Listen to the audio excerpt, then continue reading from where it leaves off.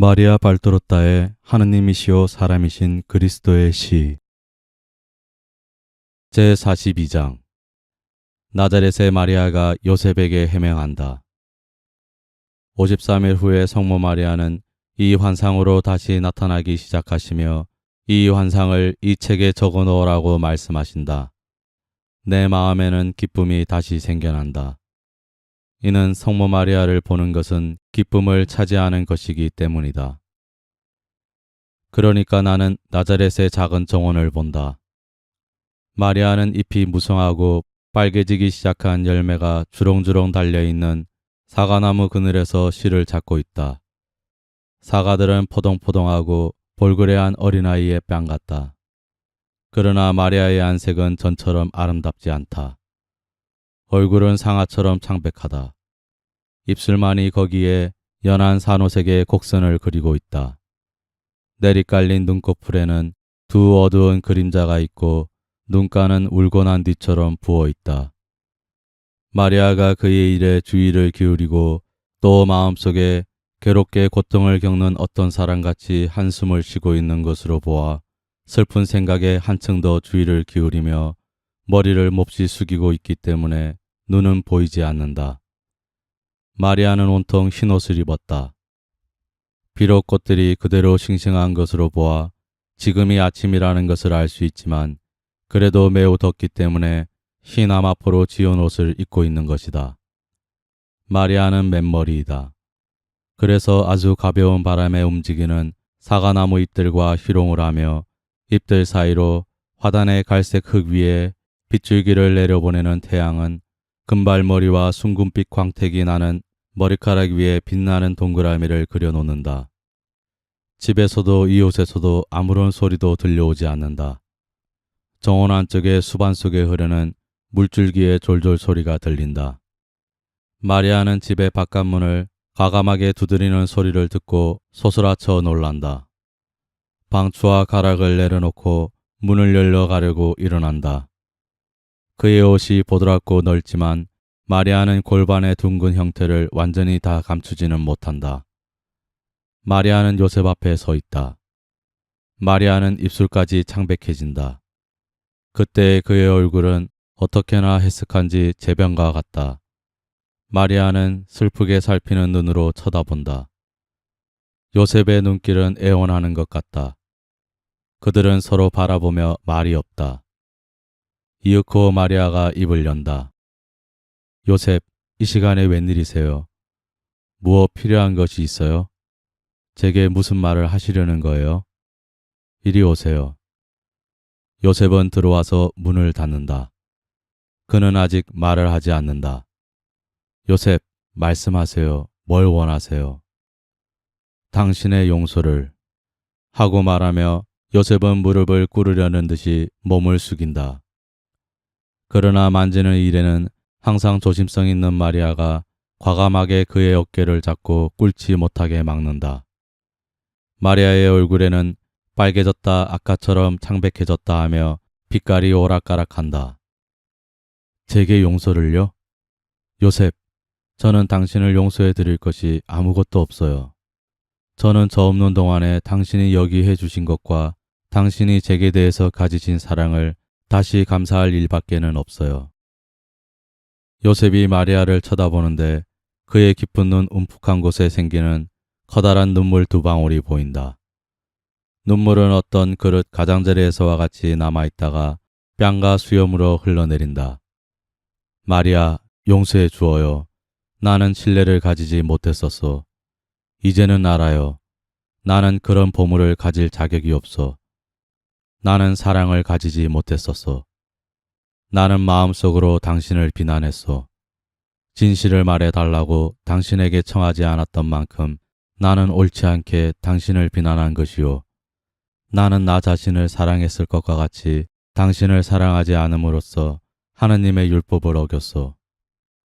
아니에요. 당신은 위반하지 않았어요. 위반했소, 마리아. 나는 그런 죄를 지었다는 비난을 받으면 변명을 했을 거요. 그런데 당신은 나는 당신에게 물어보지 않고 어떤 결정을 취할 참이었으니까 당신이 변명하는 것을 허락하지 않은 것이요. 의심해서 당신을 모욕하는 것으로 나는 당신에게 결례했소. 마리아, 의심만으로도 모욕이 되는 거요. 의심하는 사람은 인정하지 않소. 나는 마땅히 알아야 할 것처럼 당신을 알지 못했소. 그러나 내가 겪은 고통으로 말하면 사흘 동안의 고문이었소. 마리아, 용서해 주어요. 저는 당신을 용서해 드릴 것이 아무것도 없어요. 오히려 제가 당신에게 안겨드린 고통에 대해서 당신께 용서를 빕니다. 오, 그래요. 얼마나 괴로웠는지 모르어. 정말 괴로웠어. 봐요, 오늘 아침에 사람들이 내 관자놀이의 머리가 휘어지고 얼굴에 주름이 잡혔다고 말했어. 요 며칠 동안에 10년 이상의 세월이 흘렀어. 하지만 말이야, 왜 당신 남편인 내게 당신 영광을 숨겨서 당신을 의심하게 할 정도로 겸손하였어. 요셉은 무릎을 꿇지는 않았다. 그러나 어떻게나 몸을 굽히고 있는지 무릎을 꿇고 있는 것이나 마찬가지이다. 그래서 마리아는 미소 지으면서 그의 작은 손을 요셉의 머리에 얹는다. 마리아가 요셉의 죄를 사해 주는 것 같다. 마리아는 이렇게 말한다. 만일 제 겸손이 완전하지 못했더라면 우리들이 기다리는 분을 잉태할 자격이 없었을 것입니다. 사람을 멸망시킨 교만의 죄를 없애러 오시는 그분을 말이에요. 그리고 저는 순종했어요. 하느님께서 제게 그 순종을 요구하셨어요. 그 순종은 당신 때문에, 그로 인해서 당신이 겪게 될 시련 때문에 몹시 괴로웠어요. 그렇지만 저는 순종할 수밖에 없었어요. 저는 하느님의 종입니다. 그런데 종들은 그들이 받는 명령에 이의를 제기하지 못해요. 요셉, 종들은 그 명령들로 인하여 피눈물을 흘리게 된다 해도 그것들을 이행해요. 마리아는 이 말을 하면서 조용히 운다. 하도 조용히 울어서 몸이 잔뜩 구부리고 있는 요셉은 눈물 한 방울이 땅에 떨어질 때에야 비로소 그것을 알아차린다. 그러자 요셉은 머리를 쳐들고 그가 이렇게 하는 것을 보기는 처음이다. 마리아의 작은 두 손을 억세고 볕에탄 그의 손으로 꼭 쥐고 요셉의 손의 포옹에서 복숭아 싹처럼 나오는 가냘픈 손가락 끝에 입을 맞춘다. 이제는 마련을 해야 하오. 왜냐하면 요셉은 아무 말도 덧붙이지 않고 마리아의 몸을 바라본다. 마리아는 자기 위에 보내지는 시선에 이렇게 드러난 채 있지 않으려고 즉시 앉는다. 빨리 해야 하겠소. 내가 이리 오겠소. 결혼식을 완전히 끝냅시다. 오는 주간에. 괜찮소? 당신이 하시는 것은 무엇이든지 잘하시는 거예요. 요셉, 당신이 집주인이고 저는 당신 종인걸요. 아니요, 내가 당신 종이요. 나는 당신 태중에서 크고 계신 내 주님의 복된 종이요. 당신의 이스라엘의 모든 여인 중에서 복된 여인이요. 오늘 저녁 친척들에게 알리겠소. 그런 다음 내가 이리 오겠소. 아기가 올 것에 대비해서 모든 것을 준비합시다. 아, 내 집에 어떻게 내 하느님을 모실 수 있겠소. 내 품에 하느님을 안다니. 나는 기뻐서 죽을 거요. 나는 감히 그를 만지지 못할 거요. 하느님의 은총으로 제가 그렇게 할 것과 같이 당신도 그렇게 하실 거예요. 하지만 당신은 당신이니까 그렇지. 나는 보잘것없는 사람, 하나님의 아들 중에서 가장 보잘것없는 사람이요. 예수는 가난한 사람들인 우리를 위해서 우리를 하느님을 통해 부자가 되게 하려고 와요. 우리가 가장 가난한 사람들이고 또 그것을 우리가 인정하기 때문에 예수가 우리 두 사람에게 와요. 요셉, 기뻐하세요. 다윗 가문의 왕을 모시게 되고 우리 집은 솔로몬의 궁궐보다도 더 화려하게 돼요. 여기에 하늘이 있을 것이고 우리는 이 다음에 사람들이 배울 평화의 비밀을 하느님과 같이 할 터이니까요. 아기는 우리 사이에서 클 것이고 우리의 팔은 자라나는 구속자의 요람이 될 것이고 우리의 피로로 그에게 빵을 마련해 주게 될 것입니다. 오 요셉, 우리는 하느님의 목소리가 아버지, 어머니하고 부르는 것을 들을 거예요. 오, 마리아는 기뻐서 운다. 그렇게도 행복한 눈물. 그리고 요셉은 이제는 마리아의 발 앞에 무릎을 꿇고 작은 방의 초라한 타일을 깐 방바닥에 주름을 지으며 내려오는 마리아의 넓은 옷에 머리를 박고 운다. 환상은 여기서 끝난다. 제43장 너희들을 당신 종으로 선언하는 일은 주님께 맡겨드려라. 성모 마리아가 말씀하신다. 내가 창백해진 것을 아무도 부정확하게 해석하지 말기 바란다. 그 창백함은 인간적인 공포에서 오는 것이 아니었다.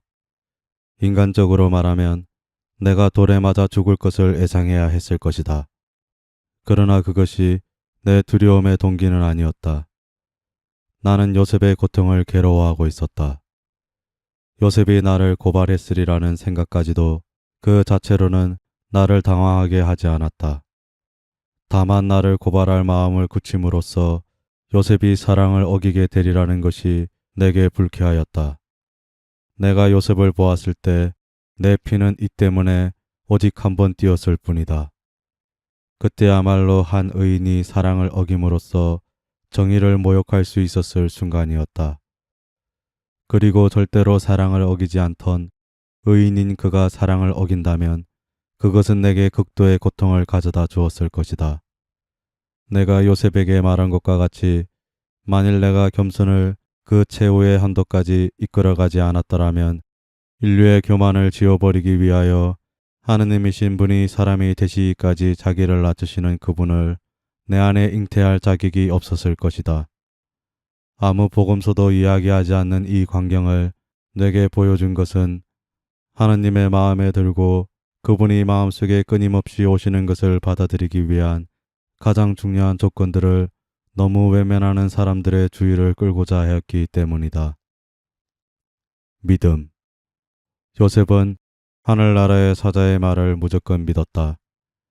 요셉은 하느님이 인자하시며 주님께 바라는 자기에게 주님은 이웃에게 배반을 당하고 속임을 당하고 우롱을 당하는 고통을 마련해 두지 않으셨을 것이라고 진심으로 확신하고 있었기 때문에 믿기만을 원하고 있었다.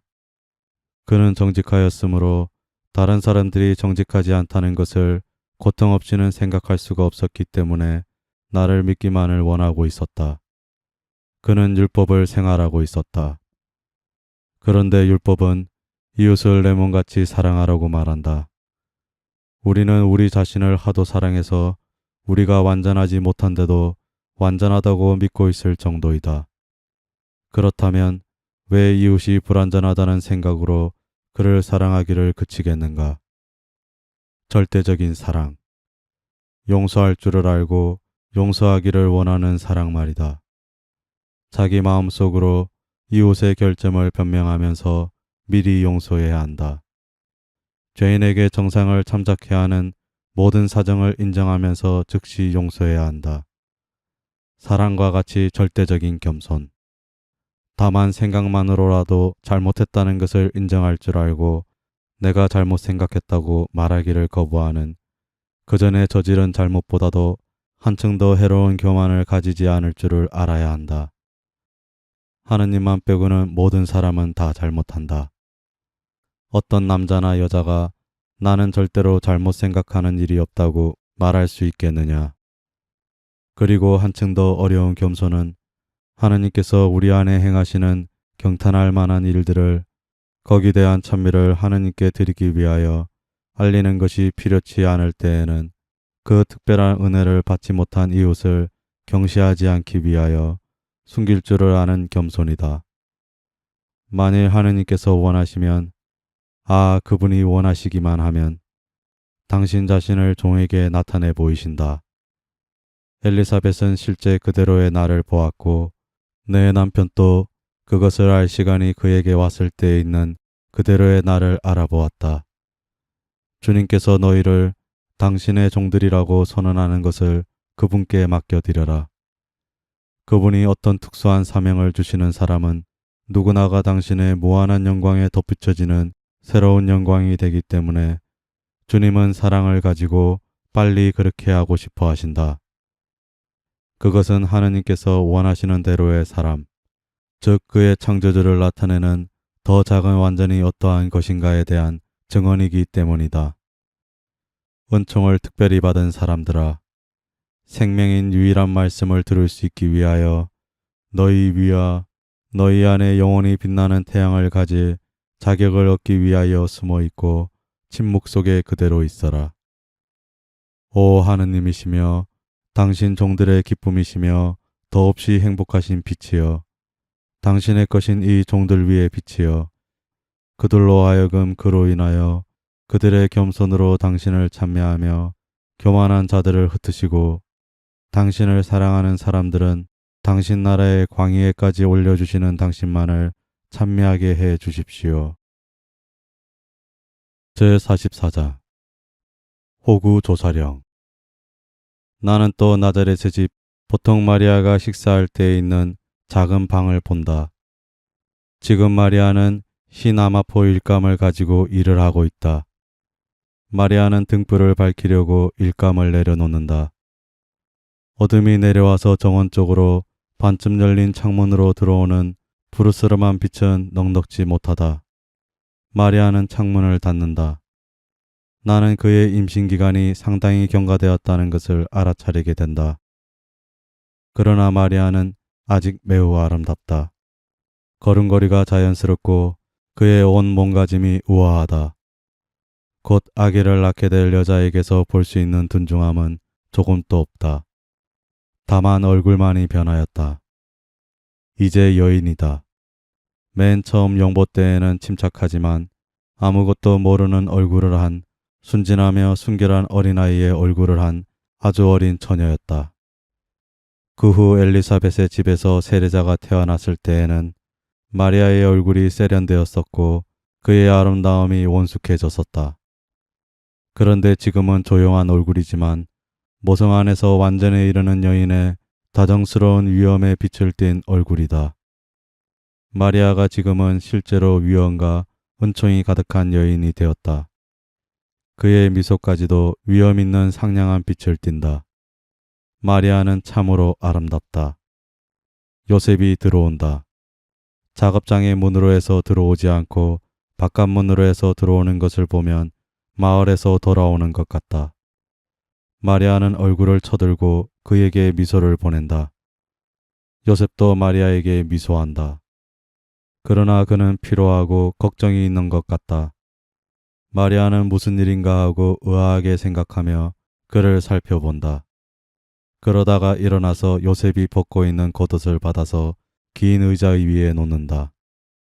요셉은 식탁 가까이 앉는다. 식탁에 팔꿈치를 올려놓고 머리를 한 손으로 괴고 그동안 다른 손으로 수염을 쓰다듬고 또 쓰다듬고 하면서 어떤 생각에 골몰해 있다. 무슨 걱정이 있어서 괴로워하시는 거예요? 하고 마리아가 묻는다. 제가 위로해 드릴 수 있겠어요? 마리아, 당신은 언제나 내 위로요. 그러나 이번은 큰 걱정이요. 당신 때문에. 저 때문이라고요? 요셉, 무슨 일인데요? 회당문에 그들이 포고를 갖다 붙였어. 팔레스티나 전 주민의 호구 조사령이요. 본적지에 가서 등록을 해야 하오. 우리의 경우에는 베들레헴으로 가야 하오. 오! 하고 마리아는 가슴에 손을 얹으면서 말을 가로막는다. 충격적인 소식이지 않소? 힘드는 일이라는 것을 나도 아오. 아니에요, 요셉. 그런 것이 아니에요. 저는 성서를 생각하고 있는 거예요. 벤자민의 어머니이고 야곱의 아내이며 그에게서 구세주라는 별이 나게 될 라켈을 생각하는 거예요. 베들레헴에 묻힌 라켈을 말이에요. 그런데 베들레헴에 대하여는 이렇게 쓰여 있어요.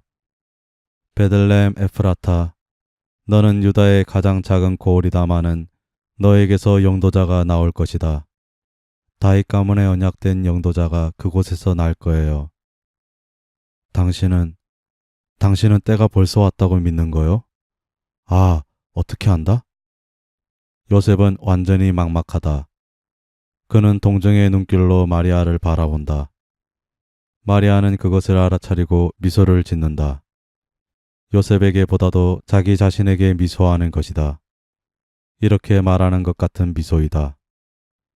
그는 사람이다. 의인이지만 사람이다. 그는 사물들을 인간으로서 보고 인간으로서 생각한다. 내 영혼아, 그를 불쌍히 여기고 사물을 정신으로 판단하도록 그를 이끌어 오너라. 그러나 마리아는 친절로 요셉을 안심시킬 마음이 생긴다. 마리아는 거짓말을 하지 않는다. 그러나 그의 걱정에서 생각을 딴 데로 돌리게 하려고 애쓴다. 요셉, 저는 모르겠어요. 때는 가까웠어요. 그렇지만 주님께서 당신의 걱정을 없애시려고 때를 늦추실 수 있지 않겠어요? 주님은 무엇이든지 하실 수 있어요. 걱정하지 마세요. 하지만 여행은 사람이 얼마나 많은지 누가 아오? 마땅한 숙소를 찾을 수 있을까? 우리가 돌아올 시간이 있을까? 그리고 만일 당신이 그곳에서 아기를 낳게 되면 어떻게 한단 말이오? 우리는 집도 없고 이제는 아는 사람도 아무도 없는데. 염려 마세요. 모든 것이 순조로울 거예요. 하느님께서는 새끼를 낳아야 하는 짐승에게 은신처를 찾게 해주셔요. 그런데 당신의 메시아를 위해서는 은신처를 발견하지 못하게 하시겠어요? 하느님을 믿읍시다. 그렇지요? 그분을 항상 믿읍시다. 시련이 크면 클수록 신뢰를 더 가져야 해요. 두 어린아이와 같이 그분의 아버지 같은 손에 우리 손을 맡깁시다. 하느님께서 우리를 인도하십니다.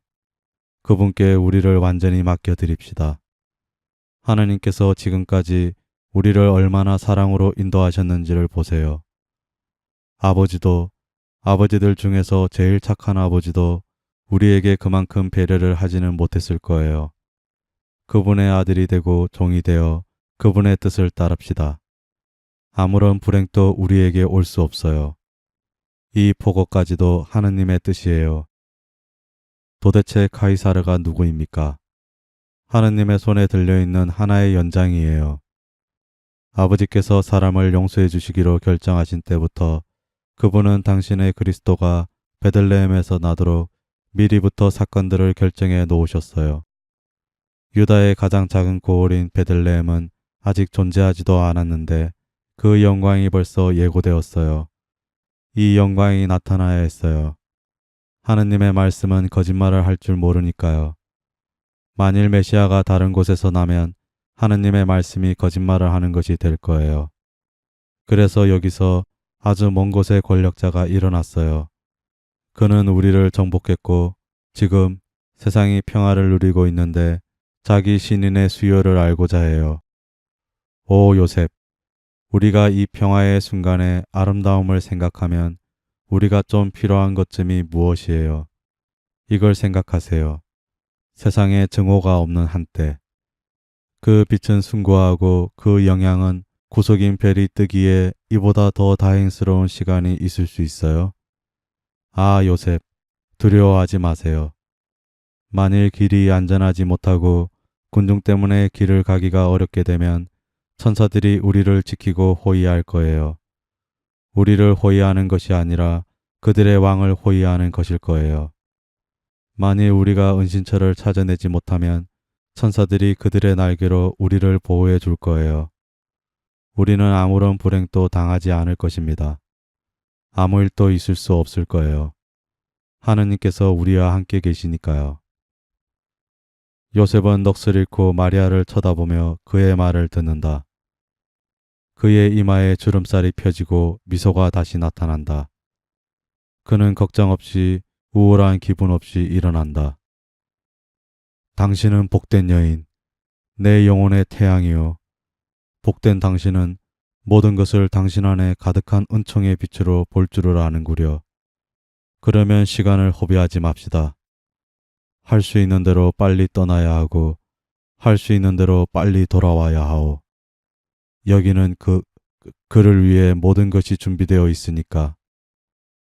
우리 아들을 위해서지요. 요셉, 세상 사람들의 눈에는 그렇게 보여야 한다는 것을 기억하세요. 아버지께서는 그의 강생을 신비로 둘러싸셨어요. 그러니 그 비밀을 폭로하는 것은 우리가 할 일이 아니에요. 예수, 그가 때가 되면 그 일을 할 것입니다. 마리아가 예수라고 말할 때 그의 얼굴, 시선, 표정, 목소리의 아름다움은 묘사할 수가 없다. 그것은 벌써 황홀이다. 그리고 이 황홀로 환상은 끝난다. 제45장 사랑하는 것은 우리가 사랑하는 사람을 감정과 이해를 초월하여 만족시키는 것이다. 성모 마리아가 말씀하신다. 내 말이 벌써 하나의 교훈이기 때문에 많은 말을 덧붙이지 않는다. 그러나 나는 한 점에 대해서 아내들의 주의를 환기시키고자 한다. 남편에 대한 친절, 동정, 애정 넘치는 배려, 위로 따위 모든 것인 이 사랑을 가지지 않은 여자들의 잘못으로 너무나 많은 결혼이 파경에 이른다. 남자에게는 여자에게 무겁게 지워진 육체적인 고통의 짐이 지워져 있지 않다. 그러나 그에게는 모든 정신적인 걱정이 지워져 있다. 일할 필요, 취해야 할 결정, 헌법에 의하여 정해진 권력과 자기 가족 앞에서 져야 하는 책임 따위. 아, 남자를 무겁게 찍어 누르지 않는 것이 무엇이란 말이냐. 그리고 그도 역시 얼마나 위로를 받을 필요가 있느냐. 그런데 이기주의가 극도에 달하여 피로하고 낙담하고 진가를 인정받지 못하고 걱정이 있는 남편에게 아내가 쓸데없고 또 때로는 옳지 못한 그의 불평의 짐을 보태준다. 이 모든 것은 아내가 이기적이기 때문이고 사랑하지 않기 때문이다. 사랑한다는 것은 자기 자신에 느낄 수 있거나 타당적인 만족을 구하는 것이 아니다. 사랑한다는 것은 감수성과 이해관계를 초월하여 우리가 사랑하는 사람을 만족해 하는 것이며 그가 바람과 평화의 하늘에서 날개를 활짝 펴고 있기 위하여 필요한 도움을 그의 정신에 주는 것이다. 너희들의 주의를 끄는 다른 점이 또 하나 있다. 거기 대하에는 이미 말하였지만 강조한다. 그것은 하느님께 대한 신뢰이다. 신뢰는 그 안에 향주덕을 요약한다. 신뢰를 가진 사람이라는 말은 믿음을 가진 사람이란 말이다. 신뢰를 가졌다는 것은 바란다는 것을 전제한다. 신뢰를 가졌다는 것은 사랑을 표시하는 것이다. 어떤 사람을 사랑하고 그 사람에게 바라고 그 사람을 믿는 것. 이것이 신뢰이다. 그렇지 않으면 신뢰가 아니다. 하느님께서는 우리의 신뢰가 그래야 하는 그런 신뢰를 받으실 자격이 있다. 거기에 대응하지 못할 수도 있는 보잘것없는 사람들을 우리가 신뢰하는데 우리를 절대로 버리지 않으시는 하느님께 왜 신뢰를 하지 않겠느냐. 신뢰는 또한 겸손이기도 하다. 교화한 사람은 이렇게 말한다. 나는 나 자신으로 자족한다. 내가 이 사람을 신뢰하지 않는 것은 이 사람이 능력이 없고 거짓말장이이고 주제넘기 때문이다 하고 겸손한 사람은 이렇게 말한다. 나는 이 사람을 믿는다. 왜 이 사람을 신뢰하지 않겠는가? 왜 내가 이 사람보다 낫다고 생각해야 하겠는가? 하고 그리고 하느님에 대하여는 한층 더 옳게 이렇게 말한다. 왜 내가 착하신 그분을 의심해야 하는가? 왜 내가 자족할 수 있다고 생각해야 하는가? 하고 하느님께서는 겸손한 사람에게 당신을 주시고 교호한 사람에게서는 멀리 떠나신다. 신뢰는 또 순종이기도 하다. 그런데 하느님께서는 순종을 사랑하신다. 순종은 우리가 우리를 하느님의 아들로 인정하고 하느님을 우리의 아버지로 인정한다는 것을 뜻한다. 그런데 어떤 아버지가 진짜 아버지인 때에는 사랑하지 않을 수가 없다. 하느님은 우리의 참 아버지이시고 완전한 아버지이시다. 너희들이 묵상하기를 내가 원하는 셋째 점도 역시 신뢰의 근거를 두고 있다. 아무 사건도 하느님의 허락 없이 일어날 수 없다. 그런데 내가 권력자이냐?